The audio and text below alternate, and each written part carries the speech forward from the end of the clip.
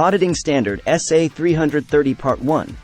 Auditing Standard 330 provides guidance to auditors on their responsibilities in designing and implementing responses to the risks of material misstatement identified in a financial statement audit.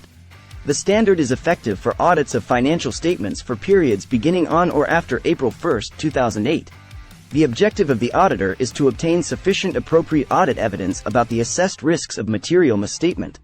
Audit procedures responsive to the assessed risks of material misstatement at the assertion level. The auditor is required to design and implement overall responses to address the assessed risks of material misstatement at the financial statement level. These responses may include emphasizing professional skepticism, assigning experienced staff, providing more supervision, and incorporating unpredictability in the selection of further audit procedures. The auditor's assessment of the risks of material misstatement is influenced by the control environment. An effective control environment may allow the auditor to have more confidence in internal control and the reliability of audit evidence generated internally within the entity. SA 330 also covers audit procedures responsive to the risks of material misstatement at the assertion level. Assertion level risks refer to the risks that financial statement assertions contain misstatements that could be material to the overall accuracy of the financial statements.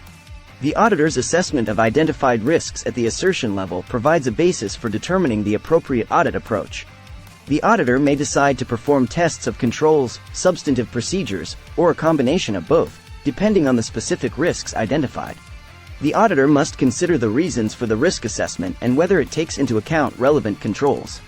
The auditor's assessed risks may affect the types of audit procedures and their combination. Tests of controls. Tests of controls are performed to obtain sufficient appropriate audit evidence about the operating effectiveness of relevant controls. The auditor must design and perform tests of controls only on those controls that are suitably designed to prevent, detect, and correct material misstatements.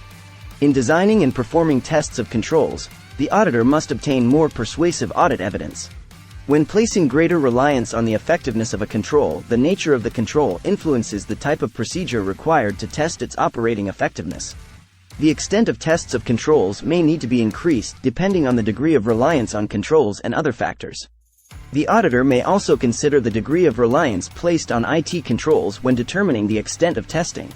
In summary, SA 330 provides auditors with guidance on designing and implementing appropriate responses to the risks of material misstatement in a financial statement audit. The standard emphasizes the importance of considering the control environment, assessing risks at the assertion level, and selecting relevant audit procedures. Thanks for watching.